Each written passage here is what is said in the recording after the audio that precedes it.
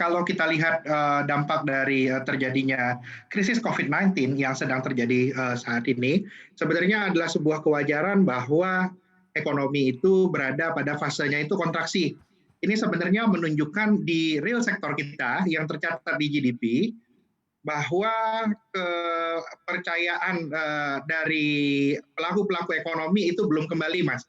Itu yang tercermin dari menurunnya nilai GDP kita, bahkan bisa terkontraksi lebih dalam lagi di pertumbuhan ekonomi ya. Di sisi lain, pelemahan yang sekarang ini sebenarnya kalau kita lihat sampai kuartal 2 kemarin, itu juga menunjukkan bahwa untuk melakukan sebuah stimulus fiskal itu butuh adjustment. Saya rasa walaupun value-nya itu memang negatif juga akan muncul di kuartal 3 ini.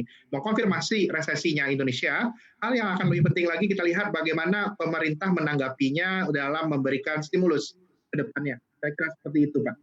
Nah, karena sudah mention mengenai stimulus, ini kita masih amati dan juga kawal bersama, stimulusnya masih bisa seberapa maksimal lagi pemerintah bisa gelontorkan, mengingat kita juga berbicara mengenai defisit dan sebagainya, lebaran defisit yang sudah ada dan sebagainya. Anda melihat ruang stimulus dari pemerintah kita ini masih banyakkah atau sangat-sangat terbatas, bahkan ada konsekuensi negatif kalau diteruskan lebih banyak lagi gelontoran stimulus-stimulus tadi?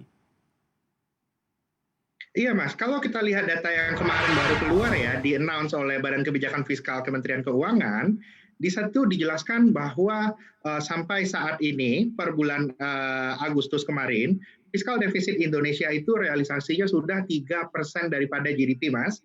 Dan dengan target full year itu di 6,3% daripada GDP. Kalau saya melihatnya sampai akhir tahun ini, hal yang harus difokuskan oleh pemerintah itu bagaimana penyerapan anggaran ini bisa optimum. Jadinya kalau saya lihat di tren Agustus kemarin, tren penyerapan itu sudah mulai ada peningkatan. Jadinya PR dari pemerintah untuk bisa melakukan stimulus ini adalah bagaimana caranya itu kita bisa meningkatkan belanja, terutama belanja yang langsung mensupport demand side dari ekonomi, langsung memberikan bantuan-bantuan, terutama bantuan langsung tunai ataupun bantuan sosial kepada kelas menengah dan kelas menengah bawah kita. Lalu sebenarnya kalau kita lihat permasalahan sekarang, apa sih keterbatasannya?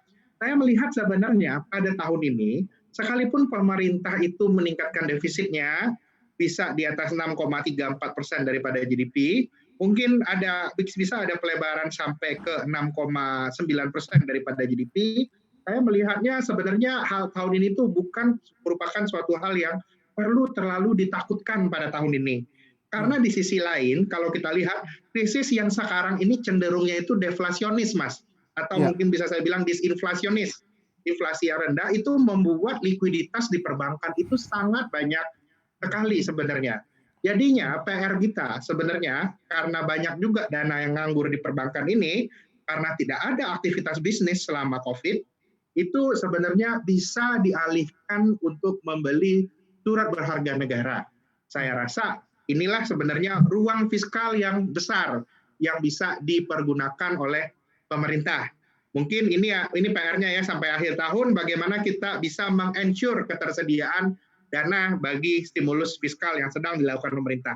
Karena resikonya adalah kalau kita tidak bisa memberikan stimulus tahun ini, dan juga melakukan tindakan supaya ekspektasi COVID ini membaik, tahun depan mungkin kita akan berada pada resiko pemerintah harus mengeluarkan stimulus yang lebih banyak lagi.